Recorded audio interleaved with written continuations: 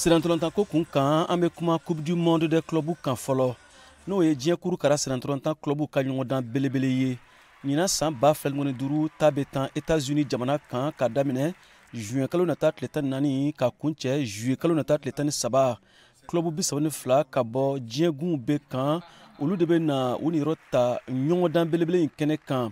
FIFA diɲɛ kuru kara sirantolantan ɲɛmayaso y'a jira ko ale bɛna dolari wari miliyari 1 tila club 32 ninnu ni ɲɔgɔn cɛ. Farafina club 4 de bɛna u niyɔrɔ ta kɛnɛba in kan n'o ye Al Ahly ka bɔ Egypte, Mamelodi Sundowns ka bɔ Afrique du Sud, Espérance Sportive de Tunis ka bɔ Tunisie ani Wydad Casablanca ka bɔ Maroc. Halisa sirantolantan ko kun kan anw yɛrɛw fɛ yan Mali la.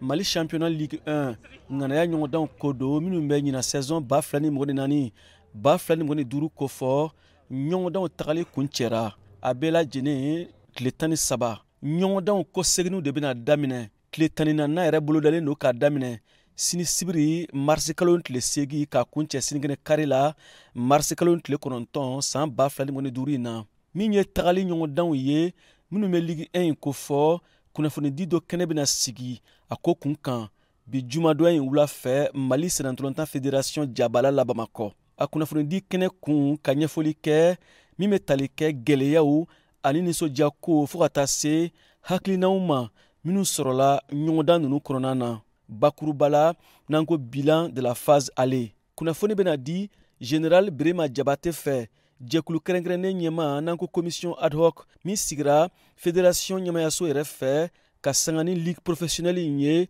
min daminɛna Mali la ɲina n'o ye sirantolantana ka balo a ka baara la a ka lakana sɔrɔ i n'a fɔ INPS ani AMO a n'a ɲɔgɔnna caman. Mali y'o de daminɛ ɲina saison na min bɛna to senna fo ka taa fɔ min ka da kan ligue professionnelle ye FIFA diɲɛ kuru kara sirantolantan ɲɛmayaso ka laɲini ye min wajibiyalen don jamanaw bɛɛ fédération ma. Min ye Mali ligue professionnelle phase aller ɲɔgɔndanw ye tile 13 kun cɛlen club 14 cɛma jɔyɔrɔ fɔlɔ bɛ Joliba Athletic Club bolo kuru 31, jɔyɔrɔ filanan bɛ Stade Malien de Bamako bolo kuru 25, jɔyɔrɔ sabanatigi USFAS Union Sportive des Forces Armées de Sécurité kuru 24. Dugumana na club bɛɛ kɔfɛ jɔyɔrɔ 14 laban Étoile du Mandé ale yɛrɛ yɛlɛla Ligue 1 na ɲina kuru 9 Bota 12. Jɔyɔrɔ 13 na an bɛ ASCO Association Sportive de Korofina sɔrɔ ye kuru 9 Bota 7. VOA Bambara tɔgɔ la Bamakɔ. Siyaka Traoré, Kala Selido.